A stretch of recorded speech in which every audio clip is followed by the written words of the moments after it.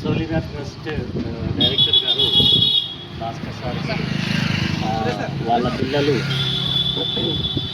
Dependent school పిల్లలకు వాళ్ళు national లెవెల్లో జాతీయ స్థాయిలో మూగ చెవిటి క్రీడలు అహ్మదాబాద్ గుజరాత్లో 21 మార్చి రోజు జరగడం జరిగింది. సోలిడర్ పాఠశాల విద్యార్థులు అందులో పాల్గొని 2 బంగారు 4 రజత పథకాలు 6 కాంస్య పథకాలు మొత్తం 12 పథకాలు సాధించిన సందర్భంగా ఆ స్కూల్ వాళ్లకు